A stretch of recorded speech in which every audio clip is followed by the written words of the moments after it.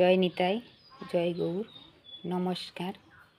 আজকের লীলা বর্ণনা করবে নৌকা বিলাস। ভগবান শ্রীকৃষ্ণ আজকে সখাদের সঙ্গে খেলা করেছেন যমুনার কূলে খেলা করছে। হঠাৎ বলাই দাদা ঘুমিয়ে পড়েছে আর শ্রীকৃষ্ণ সুদাম সুবল তাদেরকে বলেছেন, শুনো, আমি একটু আসি, তোমরা গরুগুলিকে দেখো। দাদা বলাই যদি জেগে যায় তবে বলবে যে ভাই কানাই একটু জল খেতে গিয়েছিল। যেই না কৃষ্ণ যমুনায় এসেছিল এমনি পড়ে গেল তার পূর্বজন্মের কথা মনে পড়ে গেল। ছোটবেলার কথা মনে পড়ে গেল। আমি যখন কংসের কারাগারে জন্ম নিয়েছিলাম, কৃষ্ণ মনে মনে ভাবছে, বাবা বসুদেব আমাকে মাথায় করে নন্দালয়ে নিয়ে যাচ্ছিল। সেই সময় আমি যমুনার জলে পড়ে গিয়েছিলাম আর যমুনাকে কথা দিয়েছিলাম একদিন তোমার মনের আশা আমি পূর্ণ করব। আজকে যমুনাকে দেখে মনে পড়ে গেল যমুনা আজকে সেই দিন এসেছে, তোমার মনের বাসনা পূর্ণ করব আমি। ভগবান শ্রীকৃষ্ণ বললেন, সেই যমুনা নদী পূর্বজন্মে বিরজা ছিলেন। তিনি বিরজা ছিলেন, যমুনা ছিলেন না। যমুনা মানে রাধারানীর অভিশাপে তিনি যমুনা হয়ে গিয়েছিল। তখন বিরজা যমুনা হয়ে গিয়েছিল। বিরজাকে কথা দিয়েছি, তুমি একদিন যমুনা হবে আর তোমার মনের বাসনা আমি পূর্ণ করব। যমুনা হবে, আমি একলা নয়, আমি তোমার মনের আশা পূর্ণ করব। তবে একলা নয়, আমি রাধারানীকে সঙ্গে নিয়ে তোমার জলের মধ্যে খেলা করব। সেই মনের ইচ্ছা নিয়ে ভগবান শ্রীকৃষ্ণ, আমি একটু শ্রীকৃষ্ণের বাল্যকালের কথা একটু বইয়েতে পেয়েছি, তাই বললাম। ভগবান শ্রীকৃষ্ণ কংসের কারাগারে জন্ম নিয়েছিলেন। কারাগারে যখন কৃষ্ণ জন্ম নেন নাই তখন কারাগারটি ছিল অন্ধকার।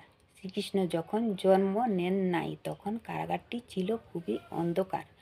কিন্তু কারাগারে যখন শ্রীকৃষ্ণ জন্ম নিল, অর্থাৎ কারাগারে যখন শ্রীকৃষ্ণ জন্ম নিল, কারাগার আলুময় পুরা ফর্সা হয়ে গেল, আলুর ঝকঝক ঝলমলে হয়ে গেল। শ্রীকৃষ্ণ জন্ম নিল। বসুদেব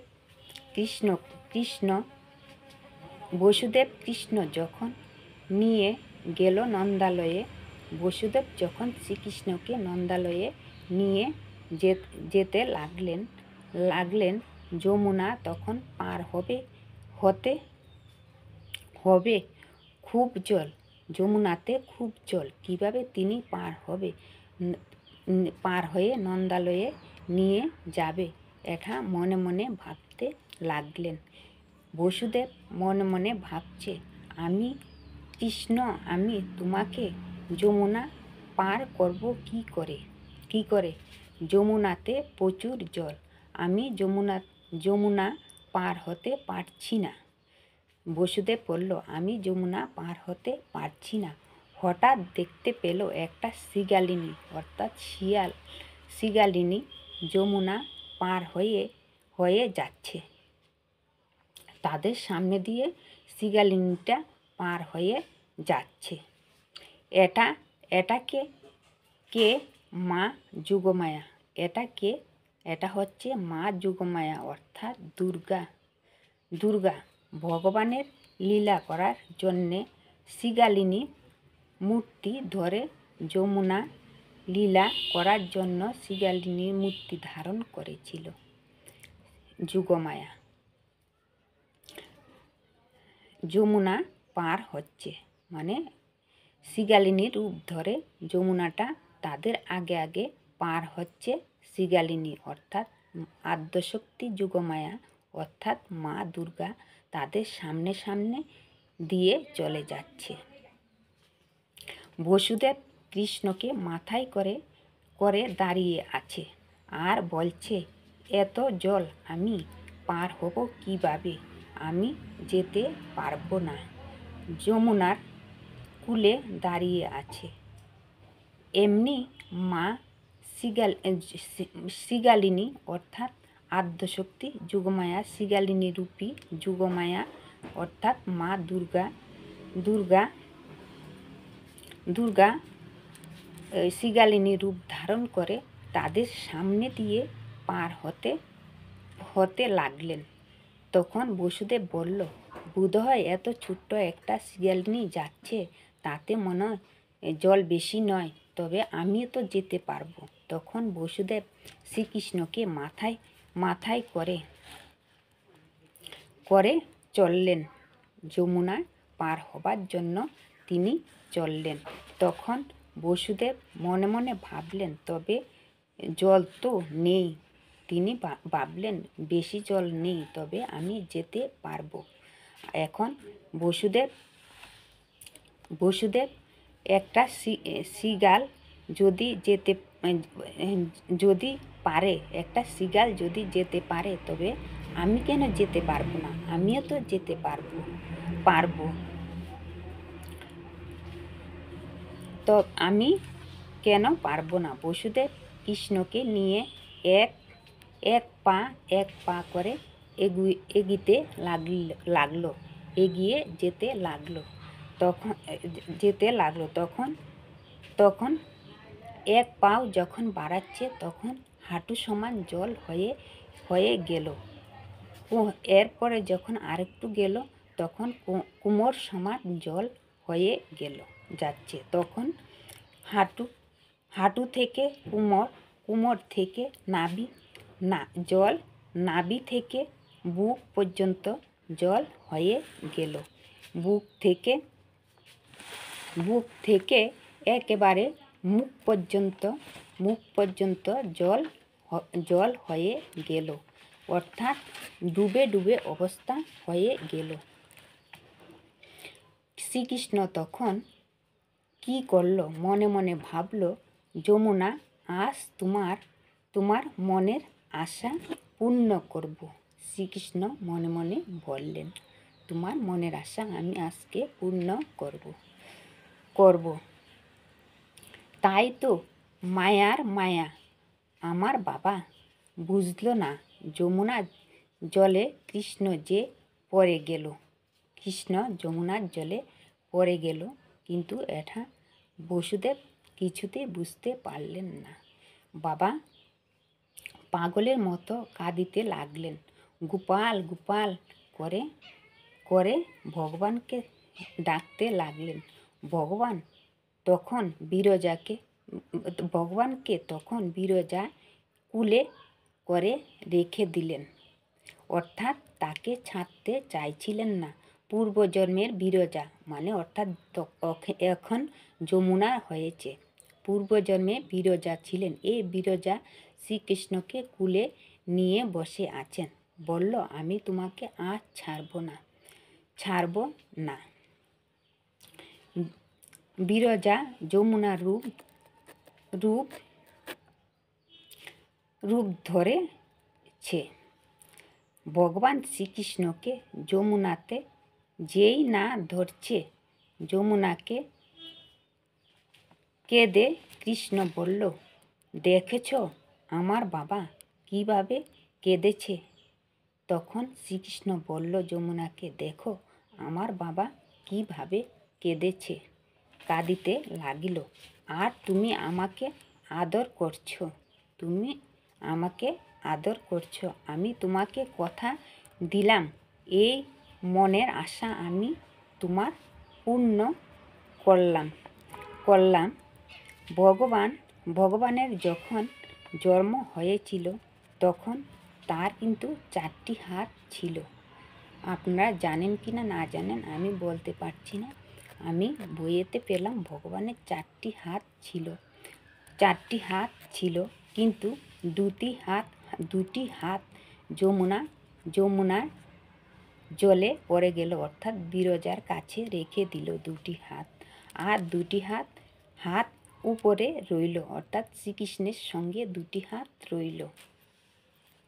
যেই না কৃষ্ণ জল থেকে উঠল, যমুনাকে কথা দিয়ে এলো, বলল, তোমার মনের ইচ্ছা কি যে আমি তোমাকে একা চাই না?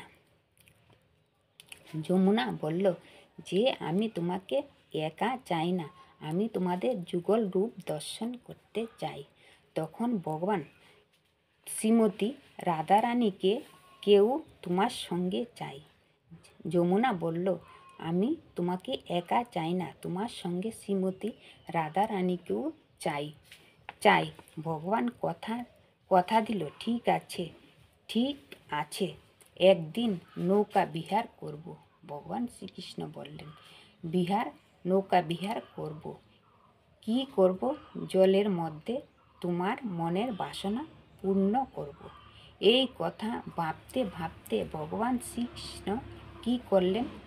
শ্রীকৃষ্ণ চালাকি করে ভাবলেন, এইবার মনের আশা পূর্ণ করতে হবে। বললেন, এইবার মনের আশা পূর্ণ করতে হবে। ভগবান যমুনার মনের ইচ্ছা পূরণ করবে বলে বাঁশি বাজাতে লাগলেন। তখন শ্রীকৃষ্ণ খুব বাঁশি বাজাতে লাগলেন। রাধাকে চাই, মানে বাঁশির আওয়াজ শুনলে তো রাধা এখানে উপস্থিত হবেন, এই জন্য তিনি বাঁশি বাজাতে লাগলেন। বাঁশি তো বাজাচ্ছে, আর আগে আমাকে তো নৌকা চাই। বাঁশি বাজাচ্ছে, এর আগে তো কৃষ্ণ বলল, আমার তো একটা নৌকার প্রয়োজন, আমি নৌকা কোথায় পাব? এখন আমি মা যোগমায়াকে স্মরণ করতে হবে। নৌকা যদি চাই তবে যোগমায়াকে একবার স্মরণ করতে হবে। তাই মা যোগমায়াকে ভগবান শ্রীকৃষ্ণ স্মরণ করলেন। তখন যোগমায়া বলল, হে প্রভু, আমাকে কি আপনি ডেকেছেন? তখন ভগবান বলল, হ্যাঁ, আমি তোমাকে ডেকেছি, তবে আমাকে একটা তরী দাও। তরী মানে নৌকা, যে আমাকে একটা তরী দাও। যোগমায়া বলল, তরী আমি হলাম, তবে কাণ্ডারি কে হবে? তরী আমি হলাম। যোগমায়া বলল, তরী আমি হব, তবে এখানে কাণ্ডারি কে হবে? যেই না 10 ইন্দ্রিয় 6 রিপু 16 আনা দিয়েছে। 10 ইন্দ্রিয় কথাটার একটু ব্যাখ্যা করতে গেলে বিস্তারিত হয়ে যায়, তবে আমি বেশি বিস্তারিত করব না। এখানে 10 ইন্দ্রিয় আমাদের শরীরে যে থাকে, এই ইন্দ্রিয়ের কথা বলেছে। 6টি রিপু আমাদের শরীরে থাকে। এই 16 আনা পূর্ণ হলো, এই হলো 16 আনা পূর্ণ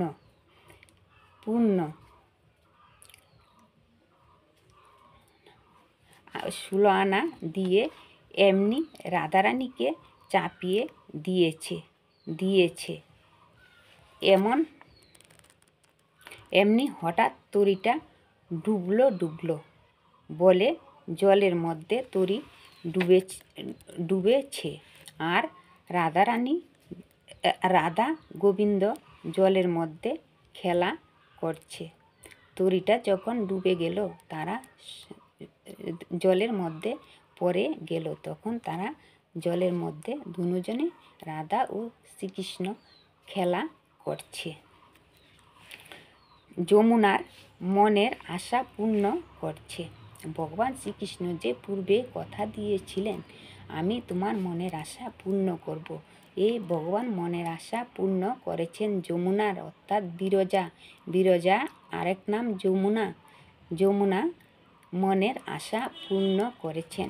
সখীরা বলছে, এই এক কাজ করো, যমুনার কাছে নয়, তবে কদম গাছের নিচে গিয়ে, যমুনার কাছে নয় অর্থাৎ কদম গাছের কাছে গিয়ে, যমুনার পাশে একটা কদম গাছ আছে, সেখানে কদম গাছের নিচে গিয়ে আমরা যুগল রূপে দেখতে চাই। সখীরা সবাই বলল, কদম গাছের নিচে গিয়ে আপনাদের যুগল মিলন আমি দেখতে চাই। তখন রাধা কৃষ্ণ যুগল রূপ তারা রাধা গোবিন্দ দেখালেন তাদেরকে। রাধা ও কৃষ্ণের যুগল মিলন তাদেরকে দেখালেন। তখন তাদের দুজনের মিলন সবাই দর্শন করলেন এবং বিরজার মানে যমুনার আশা পূর্ণ হলো। তখন রাধাকৃষ্ণ যুগল মিলন তারা প্রাণ ভরে দর্শন করলেন এবং সবাই রাধা ও শ্রীকৃষ্ণকে করজুড়ে প্রণাম করলেন। প্রণাম করে সবাই তাদেরকে প্রণাম করল এবং পূর্বজন্মের কথা দেওয়া সত্য শ্রীকৃষ্ণ পালন করেছিলেন। এই হলো নৌকা বিলাসের লীলা। আজকের লীলা এখানে সমাপ্ত হলো। যদি আমার ভুল হয়ে থাকে, আপনারা আমাকে নিজ গুণে কৃপা করে ক্ষমা করে দেবেন। জয় নিতাই, জয় গৌর।